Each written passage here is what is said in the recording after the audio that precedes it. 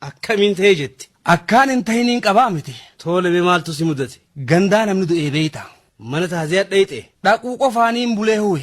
Duba maaltu maal ta'e? Sharaan afooshaadhaa mooraa keessa dhaabbata.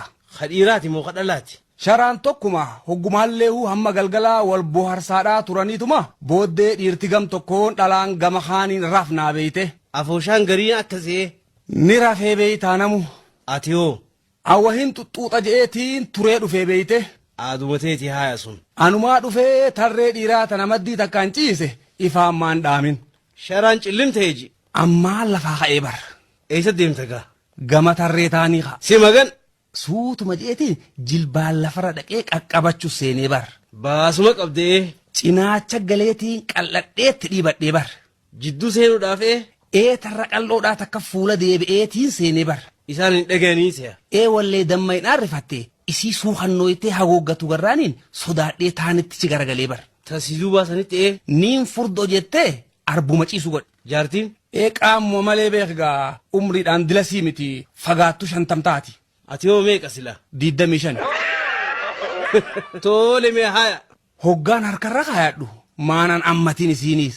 Achi booda hoo? Achi booda gaa maal gaafatta? Baasuma Saniifuu niin beeka jettee. Hirriba moo? An dhaluma akkas hirriba bee takkaan agarsiin hin jiru. Akkasuma haayawaan sanitti namni walirra haraashidha. Dukkanaa beete ijaa wal nagarru.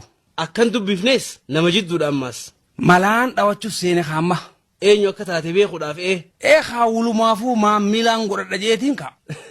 Tole maaya. Oluma akkas fuudheetiin suuta je'ee fiinxa dhooytuu isiidhaa kan isin mudhitti hidhatte kana guduunfee bar. Osoo isiin hin beekin hoggaasiif bakka deebi'eetumaan ganamaan ka'e hoggaa bariitus.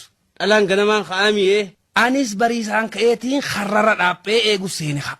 Tagalayaatu hunda Osumaan tayaatu hunda ijaan gaggeessuuti. Takka duubaan dhuftee bulteenaan jettee na bira kuttee bar. Siihuu beeyti wallee. Hoggaan laalu fiinxi dhooytuu isiidhaa guduunfaadha kunoo. Ati hoo beeyte? Beekuu akkamsa ijumatiyyaan amanuu dadhabee huyi. Maaliif?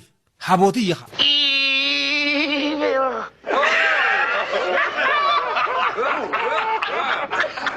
Ha ha ha ha.